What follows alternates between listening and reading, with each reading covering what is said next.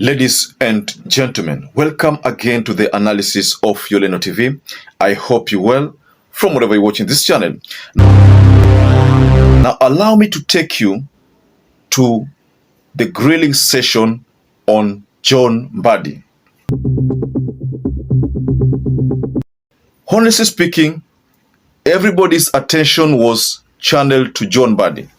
John Mbadi is the kind of person who is either going to rescue William Ruto or is going to mess William Ruto. Two things. If he doesn't rescue William Ruto, then he shall have messed up himself. So John Mbadi right now is treading on a very slippery ground. Thank you, Speaker. To the nominee, Honorable Mbadi, you are on record in Parliament during debate of the last approval of the cabinet secretaries, and it's gone viral, widely known, that you referred to the cabinet secretaries then as skunks. Now you find yourself as one of the nominees. Are you a skunk or are you not? So let me take you through a series of questions that came from the vetting committee, but in particular, I will go or narrow down to Naisula Lesuda, Junet Mohammed, and Kimani Chungwa. Now, on the case of Naisula Lesuda, you know there's a time John Mbadi told the parliamentarians during the previous vetting of the first batch of William Ruto's nominated CSs, and he told people that it was high time that they gave William Ruto the skunk. So he made sure that the list that William Ruto had forwarded to the parliament was a list of skunk CSs. So Naisula Lesuda asked John Mbadi whether he considered himself as also a skunk. So before we go further in that analysis, ladies and gentlemen, please like this video. It's so important if you like this video. I'm so grateful for everyone who has been liking our videos. I don't take that for granted. Subscribe to our channel if you're not subscribed before, and to existing subscribers, thank you so much for your support. Now, this cabinet position that John Mbadi has been nominated to can either damage him or make him. Two things. He can either be broken or it can actually work to his advantage and uplift his career in the finance department. Now, we all know that the main reason why William Ruto found himself in the mess that he is in at the moment is because of the Finance Bill 2024-2025. There's already complaint or claim that those people who crafted the finance bill did not communicate it properly to the people. And because of that reason, people ended up absorbing or consuming misinformation and disinformation. Is that the case?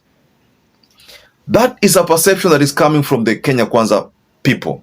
They are praising the finance bill that was shot down and saying that leaders who crafted that finance bill did not communicate to the people correctly, thereby allowing the people to now consume propaganda. That is according to them.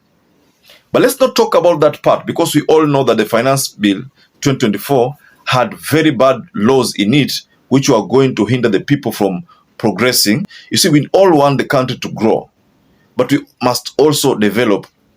We all know that there are advisors in the Ruto regime.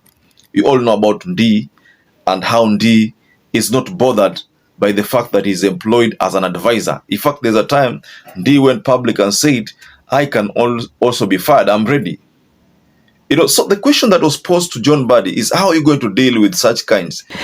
Is that we have advisors who, I'm reliably informed, sit at State House, who advise the president on matters economy. You will be seated at Treasury. I would like to know, between if this committee and the National Assembly approves you, you will have your opinion, they will have their opinion. How do you marry the two to make sure that you're talking the same? Because we have seen in the public some of the advisors talking like they're not in the same government, like the way how they work. So I would like to know whether which supersedes the other, and how will you make sure that you work together on matters economy and as you advise the president? The minds of the people who are ready to be fired. How are you going to address their concerns? How are you going to deal with them? This was a very, very tough question, but that's what John Mbadi was confronted with. So the response from John Mbadi was that he considers himself as a principal advisor of the president.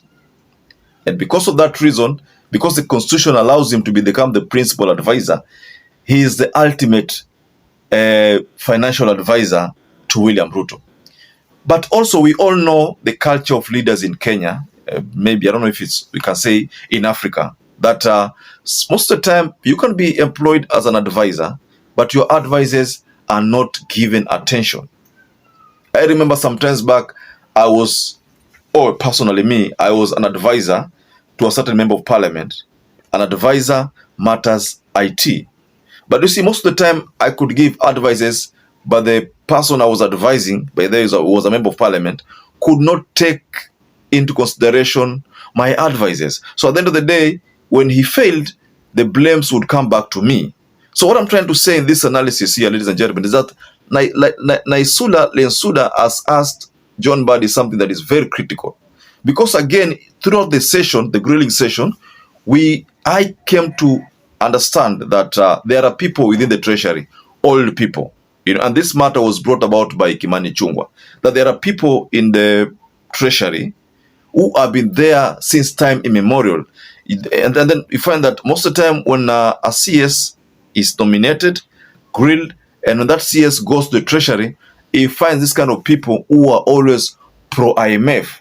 So whatever they craft, whatever bill they craft, is always to favor IMF policies. So the question to John Mbadi was, how are you going to deal with such kind of people? People who are only pro-IMF. They only deal, their only interest is to serve IMF and the World Bank. How are you going to deal with that? So that's a very sensitive question, which I think that is but he managed to address it. Nevertheless, he did. But that's a very sensitive question, because now IMF is one of the reasons why Kenyans are in this mess. I kept on maintaining in my previous videos that IMF is the main reason why the finance bill had to be crafted the way it was. Finally, there's been allegations that in Treasury, we have people who've been there for so long, times have changed. You're seeing we are in very extraordinary times. We need to think extraordinary to get our country to where we want to be. How do we make sure once you're there, you are not held captive? Because we have seen other CSAs with very good credentials, even you. If approved, I don't know what happens when you go there. I don't know whether it is the system, you become captives of IMF, you become captives of what is going on. What will you do differently? Because we are in very extraordinary times, Mr. Nominee. Thank you. One of the agenda is always to have more money from the people to pay more money in terms of taxations, in terms of levies, so that more money can be paid to IMF. You already know the story behind World Bank and IMF. What happens is that they finance ghost projects. That's what has been said by so many pundits. They finance ghost projects.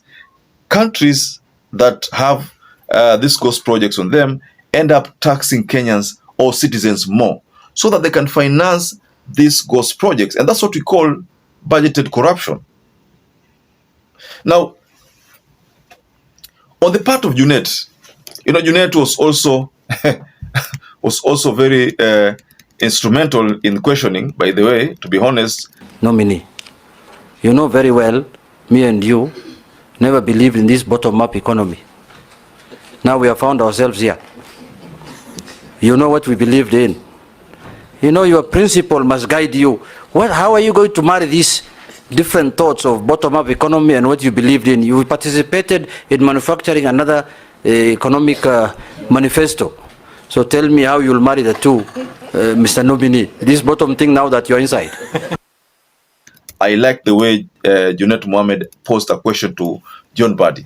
And let me just take you through a series of the questioning. So first, you know, we all know that John Mbadi comes from ODM. That is not something that we don't know. I think he's still a member of ODM, but we already know that he relinquished the position of a chairmanship, national chairman of ODM. He relinquished that position. So now, but he's still a nominated member of parliament. So this grilling, if at all it's successful and John Mbadi retains the position, the question that Junet was asking, or rather asked John Mbadi, is now how are you going to marry the bottom-up economic model, which is part of the Kenya Kwanza manifesto, and the model in ODM, or rather Azimio, because we all know that John Mbadi is part of those people, one of those people who crafted the manifesto of Kenya Kwanza. So the question here was very critical, that how are you going to deal with it? There's also a question here that was posed by by Junet Mohammed, the question of pending bills. We know in Kenya there have been cases of pending bills, many pending bills, some are fictitious. So how are you going to deal with that? That's a very sensitive question, and by the way, to be honest, hapo ndio kuna changamoto, pending bills, because according to what was revealed there, and this was revealed by Kimani Ichung'wah, there was a committee for verifying pending bills. So what happened is that this committee ended up meeting in hotels. So there's a particular time they met in a hotel within Rift Valley, and then people came with briefcases with fictitious pending bills, which were to be approved, verified and approved. So they were verified and approved, and then the government ended up paying fictitious pending bills. You know what that means? That means that there are a lot of bills which government is paying, but they are not actual or true bills. So how John Mbadi is going to address that, that is another challenge that was posed to him. And then there's the issue of real debt and bad and fake debt. You know, that's available in the public domain. This is also something that will either finish John Mbadi politically or make him politically. There are two things. He can either build his career from this position of a cabinet secretary, or he can be one of those cabinet secretaries who could not serve the ministry they were appointed to, or maybe one of those cabinet secretaries to be transferred to another department the soonest time possible. John Mbadi is going to be that kind of person should these issues not fail to be met. Real debt and fake debt already come from the issue of IMF. Just like someone said here, Naisula said, that there are people, you know, there are people within the treasury who control matters there. You are appointed as CS, you find that these are people who have been there for ages. So they control matters there.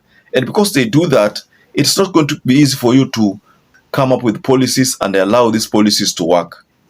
I mean, that might not work. They also have a way of making sure that they contain you. I think it can be either through bribery, because if ukiona kama ukubali sana, then they end up bribing you.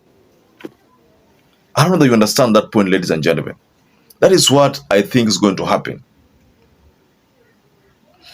So I'd like to raise my case there, but what do you think about these questions from Junet asking John Mbadi whether he understands bottom-up? John Mbadi saying bottom-up is just like the ODM, or rather the Kenya Kwanza, or rather the Azimio manifesto. You know, that is what they are saying. It is just like the Azimio manifesto. So, ladies and gentlemen, I'd like to rest my case here. But what do you think about this grilling by on John Mbadi? Just go below in the comment section and you can offer a reaction regarding the same. So perhaps if you're watching this video and if not subscribed, take 1 second and subscribe, like this video. Until you catch up again, stay safe and stay blessed.